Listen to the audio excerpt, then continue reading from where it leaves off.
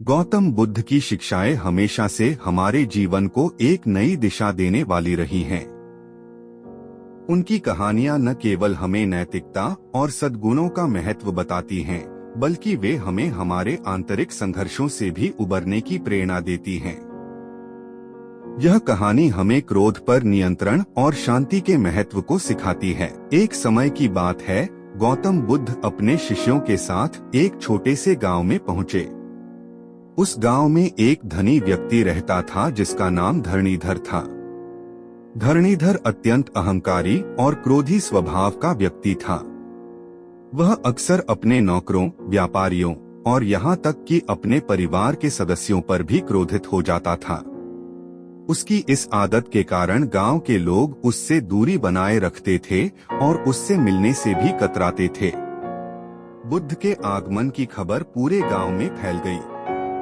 लोग बुद्ध के दर्शन के लिए उत्सुक थे और उनके उपदेश सुनने के लिए एकत्रित हुए।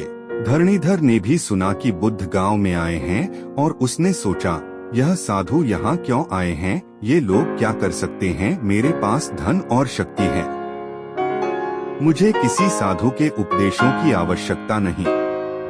वह बुद्ध के प्रति द्वेष भाव रखता था और उन्हें नीचा दिखाने का मौका तलाश रहा था। धरणीधर का क्रोध।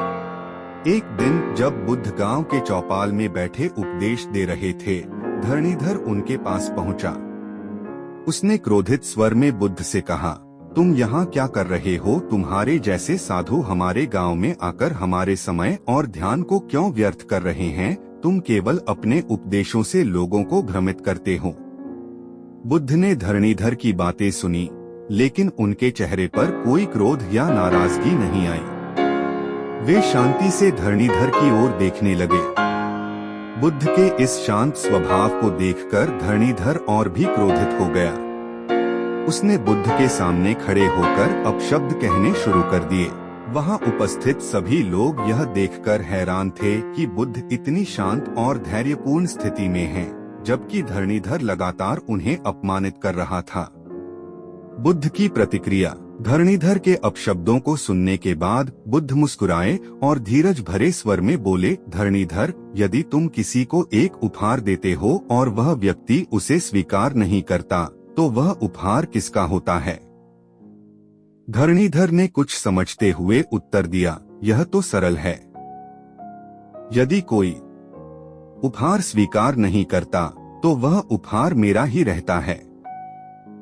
बुद्ध ने मुस्कुराते हुए कहा, ठीक वैसे ही धरणीधर, तुम अपने क्रोध और अपशब्दों का उपहार मुझे दे रहे हो, लेकिन मैं उन्हें स्वीकार नहीं कर रहा। वे तुम्हारे ही रहेंगे। जैसे उपहार देने पर वह वापस लौटता है, वैसे ही तुम्हारा क्रोध भी तुम्हारे पास ही रहेगा। धरणीधर का परिवर्तन। बुद्ध के इन शब्दों ने धरणीधर के हृदय को गहरे तक छू लिया। उसे पहली बार अपने क्रोध और अहंकार का वास्तविक रूप समझ में आया। उसने महसूस किया कि उसका क्रोध और द्वेष केवल उसे ही नुकसान पहुंचा रहे हैं। धरणीधर की आंखों में आंसू आ गए और उसने बुद्ध के चरणों में गिरकर माफी मांगी। धरणीधर ने कहा, भगवान, मैं अब समझ गया हूँ कि क्रोध मेरे मन को और जीवन को दूषित कर रहा था। आपने मुझे दिखाया कि क्रोध पर नियंत्रण कितना महत्वपूर्ण है। कृपया मुझे मार्ग दिखाए, जिससे मैं शांति और धैर्य का जीवन जी सकूं। बुद्ध ने धरणीधर को उठाया और प्रेम पूर्वक उसके सिर पर हाथ रखा। उन्होंने कहा, धरणीधर, क्रोध को मिटाने का सबसे अच्छा उपाय है प्रेम और करुणा का विकास। जब हम अपने भीतर करुणा और प्रेम के भाव को जगाते हैं, तो क्रोध स्वतः ही समाप्त हो जाता है। ध्यान, साधना और सद्गुणों का पालन तुम्हें शांति की ओर ले जाएगा। धरणीधर का नया जीवन। गौतम बुद्ध की इस शिक्षा ने धरणीधर के जीवन को पूरी तरह से बदल दिया। उसने अपने क्रोधी स्वभाव को छोड़कर प्रेम और करुणा का मार्ग अपनाया। वह अब अपने नौकरों और परिवार के सदस्यों के साथ प्रेमपूर्ण व्यवहार करने लगा। उसने अपने व्यापार में भी न्याय और सद्भावना का पालन करना शुरू किया। धीरे धीरे धरणीधर का जीवन शांतिपूर्ण और सुखदायक हो गया। गांव के लोग धरणीधर के इस परिवर्तन को देखकर आश्चर्यचकित थे। वे उसके इस नए स्वरूप की प्रशंसा करते थे और उसकी कंपनी का आनंद लेते थे। धरणीधर ने गांव में एक ध्यान केंद्र की स्थापना की, जहां लोग ध्यान और साधना के माध्यम से शांति और संतुलन की खोज कर सकते थे। वह स्वयं भी नियमित रूप से ध्यान करता था और गौतम बुद्ध की शिक्षाओं का पालन करता था। धरणीधर की शिक्षा का प्रसार। धरणीधर का जीवन अब बुद्ध की शिक्षाओं का जीवंत उदाहरण बन चुका था। उसने अपने अनुभवों को गांव के अन्य लोगों के साथ साझा किया और उन्हें भी क्रोध पर नियंत्रण और प्रेमपूर्ण जीवन जीने के लिए प्रेरित किया। उसकी बातें सुनकर गांव के लोग भी ध्यान और साधना के माध्यम से अपने जीवन में शांति और संतोष का अनुभव करने लगे। गौतम बुद्ध ने धरणीधर के इस परिवर्तन को देखा और उन्होंने उसे आशीर्वाद दिया। उन्होंने अपने शिष्यों को बताया, देखो, क्रोध और अहंकार से मुक्ति पाने का मार्ग प्रेम और करुणा ही है। जब हम अपने भीतर शांति और संतुलन की भावना को जगाते हैं, तब हम वास्तविक आनंद और सुख का अनुभव कर सकते हैं। गौतम बुद्ध की इस प्रेरणादायक कहानी से हमें यह सीखने को मिलता है कि क्रोध पर नियंत्रण और प्रेम का विकास हमारे जीवन को सुखद और शांतिपूर्ण बना सकता है।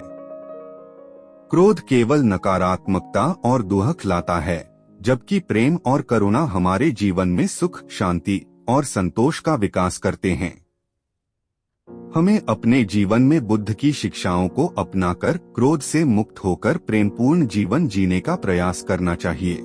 इस कहानी के माध्यम से हमें यह संदेश मिलता है कि क्रोध पर नियंत्रण रखना और प्रेम व करुणा को अपने जीवन का हिस्सा बनाना हमारे लिए अत्यंत आवश्यक है। गौतम बुद्ध की शिक्षाएं हमें दिखाती हैं कि कैसे हम अपने आंतरिक संघर्षों से मुक्त होकर शांति और संतुलन की दिशा में आगे बढ़ सकते हैं।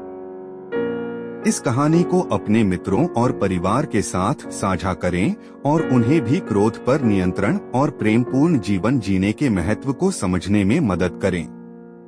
जब हम सब मिलकर प्रेम और करुणा का मार्ग अपनाएंगे, तभी हम एक सुखी और शांतिपूर्ण जीवन जी सकते हैं। वीडियो देखने के लिए धन्यवाद।